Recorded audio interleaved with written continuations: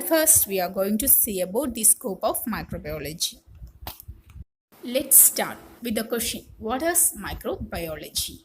Microbiology is the branch of science that deals with the study of living organisms of microscopic size, which include bacteria, Archaea. fungi, algae, protozoa, and the infectious agents at the borderline of life that are called viruses. I told you microbiology is the study of microorganisms. You may ask me what we are going to study about these microorganisms. In microbiology, we are studying about the form, structure, reproduction, physiology, metabolism, and classification of these microorganisms.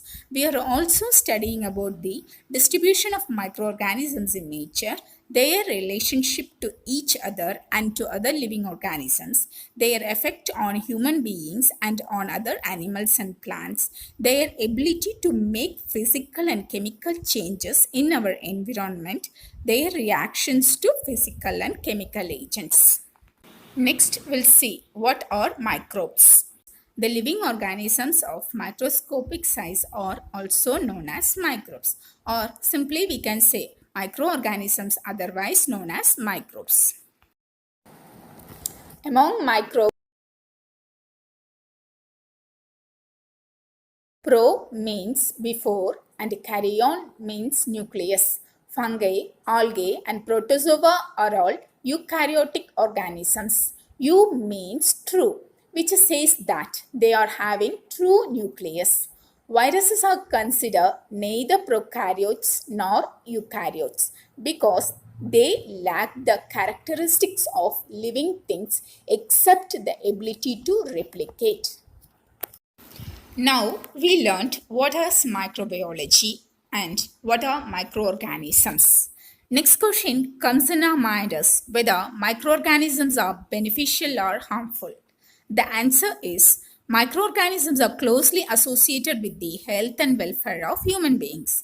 Some microorganisms are beneficial and others are detrimental or harmful. First, we'll see about the beneficial microorganisms. Microorganisms are involved in the making of yogurt, cheese, wine, in the production of penicillin, interferon, alcohol, in the processing of domestic and industrial waste, etc. Next, we'll see about the harmful microorganisms. Microorganisms can cause diseases. Microorganisms can spoil food, damage leather products, etc. Next, we are going to see about the distribution of microorganisms in nature. Microbes are omnipresent, which means microorganisms occur nearly everywhere in nature. They are in the air we breathe, food we eat, on the surfaces of our bodies, in our alimentary tract, and in our mouths, noses, and other body orifices. Fortunately, most microorganisms are harmless to us and we have means of resisting invasion by those that are potentially harmful.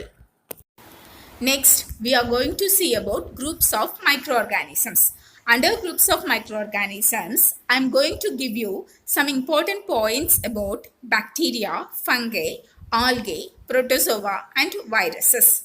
First, we are going to see about bacteria. Bacteria are prokaryotic unicellular organisms. Uni means one. Unicellular organisms means single-celled organisms.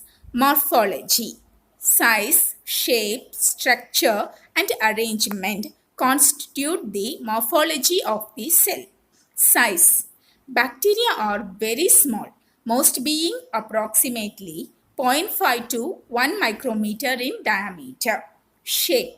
The three basic shapes of bacteria are rod-like, spherical and helical. Some species have cells that are pleomorphic, which means exhibit a variety of shapes. In addition to common bacterial shapes, many other shapes also occur. Example, pear-shaped, lobed spear, etc. The shape of a bacterium is governed by its rigid cell wall. Structure. Examination of a bacterial cell reveals various component structures like flagella, fimbriae, capsule, sheath, cell wall, cytoplasm, cytoplasmic inclusions, vacuoles, nuclear material, spores, and cyst. Arrangement. In certain species of bacteria, the cells are arranged in groups, the most common of which are pairs, clusters, chains, trichomes, and filaments. Cell multiplication. Cell multiplication is usually by binary fission. Study of bacteria is called bacteriology. We are going to see names of some diseases caused by bacteria. Anthrax, botulism, cholera, diphtheria, leprosy, paratyphoid fever, syphilis, tetanus, tuberculosis, typhoid fever.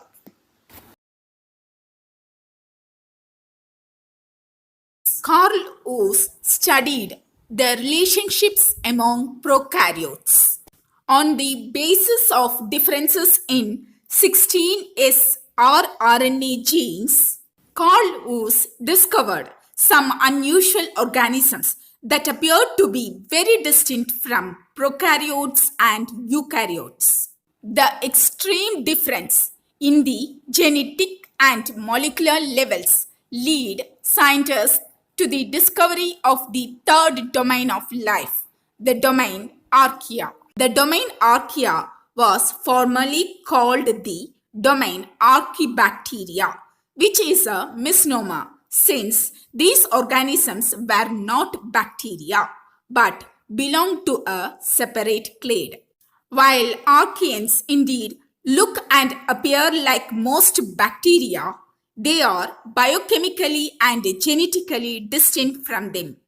Scientific studies reveal that they are even closer to their eukaryotic counterparts rather than the prokaryotic ones. The members of the domain Archaea possesses a curious mix of the characteristics of prokaryotic and eukaryotic organisms. However, archaeans have some genes that are not like any found in anything else. Domain Archaea.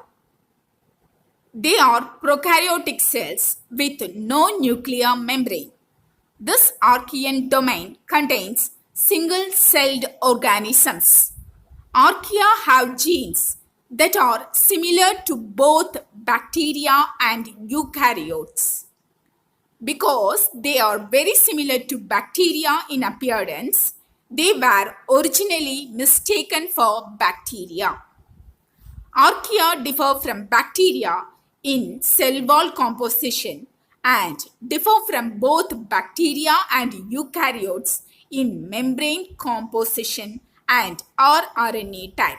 These differences are substantial enough to warrant that Archaea have a separate domain. The new group of organisms, the Archaea, was initially thought to exist only in extreme environments.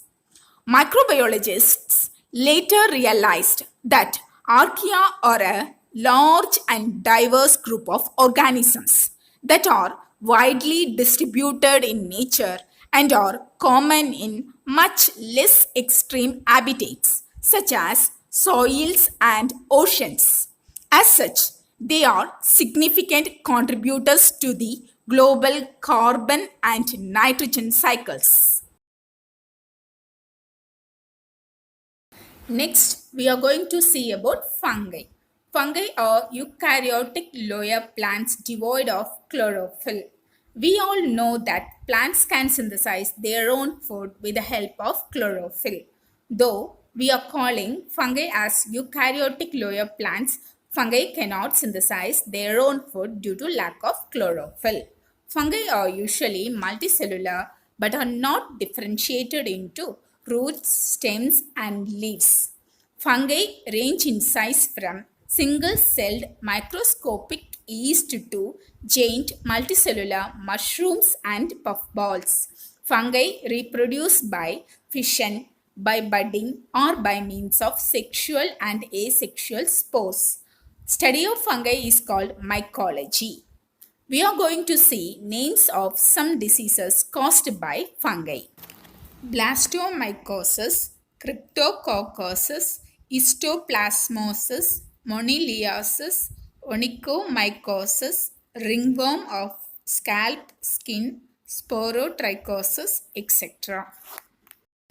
Next, we are going to see about algae. The most primitive types are unicellular and others are multicellular.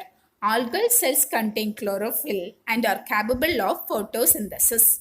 Algae are found in aquatic environment and in damp soil. Algae differ from other green plants by having simple reproductive structures for sexual reproduction. Algae have wide range of sizes and shapes. Algae range from microscopic unicellular forms comparable in size to bacteria to seaweeds that may grow to many feet in length. The study of algae is called phycology. Algae and diseases. Few algae are pathogenic. Example, Protozoa, which is a human pathogen, causes systemic and subcutaneous infection. Several species of algae are parasitic on higher plants. Some algae produce toxins which are lethal to fish and other animals. Agar. Many products of economic value are derived from algal cell walls. Example, agar, which is well known as a solidifying agent in the preparation of microbiological media. It is obtained from red algae, Gracilaria and Gelidium.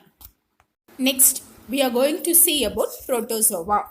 Protozoa are unicellular eukaryotic organisms. Protozoa differ from other eukaryotic microorganisms by their ability to move at some stage of their life cycle and their lack of cell walls. Size. The majority are between 5 and 250 micrometer in diameter. Protozoa are found in all moist habitats. Protozoa reproduce by asexual and sexual reproduction. Asexual reproduction occurs by binary fission, multiple fission, and by budding. A few species cause disease in human. Study of protozoa is called protozoology. Diseases caused by protozoa. African sleeping sickness, amoebiasis, Chagas disease, giardiasis, cholera, leishmaniasis, malaria, toxoplasmosis. Next, we are going to see about viruses. Viruses are non-cellular infectious agents. Viruses are included in microbiology for two reasons. First one is the technique used to study viruses are microbiological in nature, and the second one is viruses are causative agents of diseases. Next, we are going to see the definition and some properties of viruses. Viruses are non-cellular, obligate intracellular parasites. Viruses are so small that they can only be seen at magnifications provided by electron microscope. Viruses are 10 to 100 times smaller than most bacteria with an approximate size range of 20 to 300 nanometer. Viruses can grow only in living cells, that is, in animal or plant cells or in microbial cells. Viruses reproduce in these cells by replication. The viral genetic material is either DNA or RNA and does not have both. The nucleic acid is enclosed in a highly specialized protein coat. Viruses largely lack metabolic machinery of their own to generate energy or to synthesize protein. They depend on host cell to carry out these vital functions. We are going to see some diseases caused by viruses. AIDS, common cold, influenza, measles, mumps, polio, rabies, rubella, smallpox, and viral hepatitis. Study of viruses is called virology.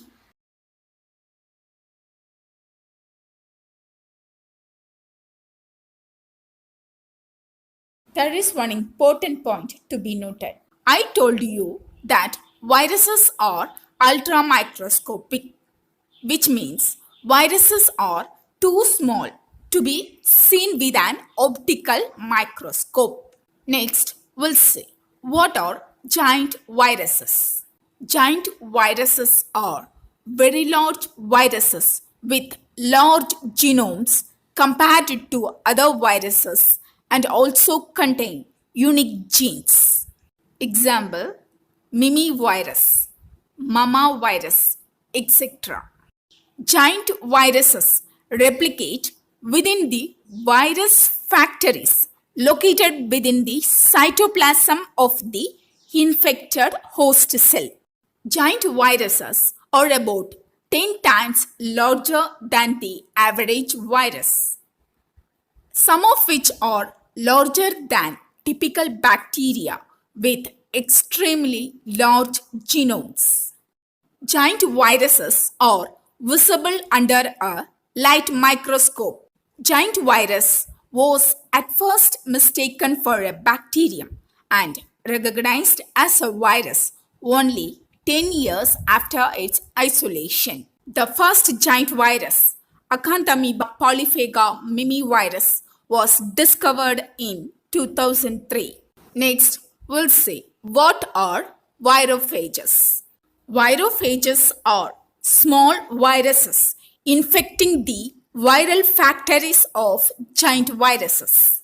Or we can say virophages are parasites of giant viruses.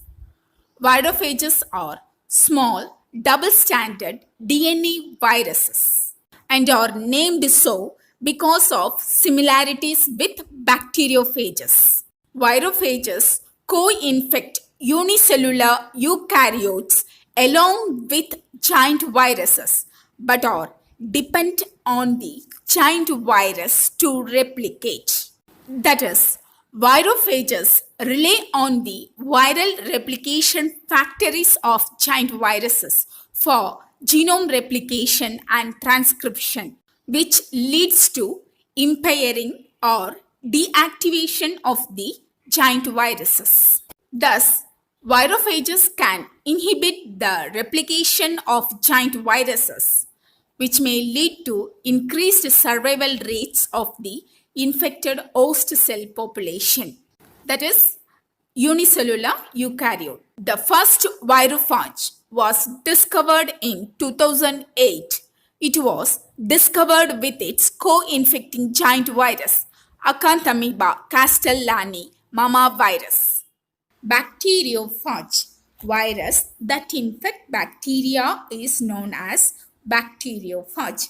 There are two types of phages. First one is lytic phage or virulent phage, and the second one is temperate or avirulent phage. Next, we are going to see about viroids and virusoids. At first, we'll see what are viroids. Viroids are the smallest infectious agents or a type of pathogenic RNA. Viroids infect a wide variety of plant species. Viroids are composed of a small, circular, single-stranded, non-protein coding RNAs. Viroid genomes are not protected by a protein capsid. Viroids are capable of self-replication. Viroids replicate in the nucleus or chloroplasts of plant cells. Viroids replicate through an RNA-based rolling circle mechanism. Some viroids are ribozymes having catalytic properties. Viroids can be dispersed mechanically during crop maintenance, harvesting, vegetative reproduction through seeds and insects, resulting in a severe economic loss. But viroids have assumed significance beyond plant virology for evolutionary theory because their properties help us to understand important steps in the evolution of life from inanimate matter. These are all some important points about viroids. Next, we'll see what are virusoids. Virusoids are a type of pathogenic RNA, belong to a group of infectious agents called satellite RNAs. In size and structure, virusoids are similar to viroids. Virusoids can infect plants. Virusoids are composed of a circular, non-protein coding, single-stranded RNAs dependent on helper viruses for replication and encapsulation. Virusoids replicate in the cytoplasm by utilizing the transcription and processing machinery encoded in part by their helper viruses and in part by their host. The virusoid is incorporated into the helper virus particle and transmitted as a satellite. Thus, virusoids are wrapped in the helper virus capsid. Replication of the helper virus is independent of the virusoid. One important point to be noted is that virusoids are similar to viroids, but virusoids require other helper viruses to establish an infection.